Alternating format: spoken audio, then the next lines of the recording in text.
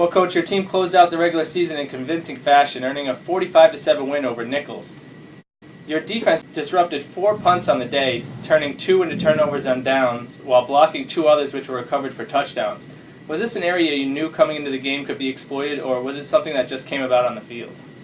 I don't know how many things just come about on the field. I certainly think that, we had hoped some of the things that we were going to do would work, just like you do in every single game. You find a punt rush that you like, you find a blitz maybe that you like, or a couple blitzes that you like, you find a couple offensive plays that you like. So to actually see them, come to life on the field is great. It was kind of exactly what we had drawn up, and I thought that a couple different guys got involved. Matty Conroy, Jared Haddock both did a great job, and Alex Hume was the recipient of 2 perfectly blocked kicks, and it ended up, working out in our favor. Well, with last Saturday's win, your team moved to 9-1 overall and captured the program's first Boyd Division title since the year 2000. How does it feel to be part of achieving a historic accomplishment like that?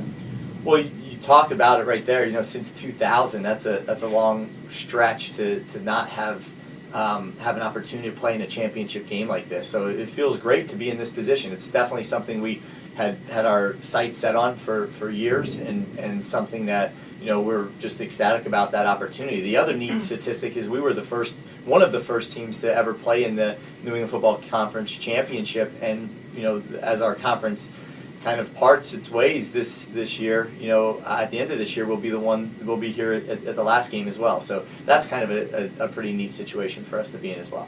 Right. Looking forward to this weekend. You're entering your first ever NFC Championship game this Saturday. I know you guys like to stay consistent, but is there anything different about this week? Can you see it in the players or feel it in the air at practice? It's not so much that as much as the weather that we've been dealing with, honestly, is that's a huge curveball that we've been thrown. Luckily for us, we got in, Tuesday morning's practice. We got in Wednesday morning's practice before any of the weather came through, and then today, hopefully, it's cleared up before we get back out there on the field this afternoon. So, that's been a little bit of a juggling act, more so than that. I think that's actually helped, kind of take our minds off of maybe the gravity of this game, that it's a championship game. To us, it just feels like any other game, and there's actually a lot of other obstacles that we're trying to overcome. So I think that has helped us, in a way. So the one thing that's a different, factor in this is we're playing on grass. So we were out on the grass field twice this week, and going to try to get out there again just to get a feel for what that might be like. It's been almost, we practice on Thursdays usually on the grass, but it's really been a year since we've played on the grass. So this will be a little bit of a difference for us. You face Framingham State this weekend, who possess one of the top running backs in the nation in Malik Van Alsten, as well as the top-ranked passer in the conference in Matthew Silva. What type of challenges does this balanced attack present, and what does your defense need to do to contain the Rams' offense? Well, we got to stop Malik. There's no question about that. He is, phenomenal in every sense of the word. He can catch the ball out of the backfield. He actually blocks very well. He runs the ball, has great vision, great peripheral vision. We're not going to get any really good shots on him. He's just a little bit too elusive.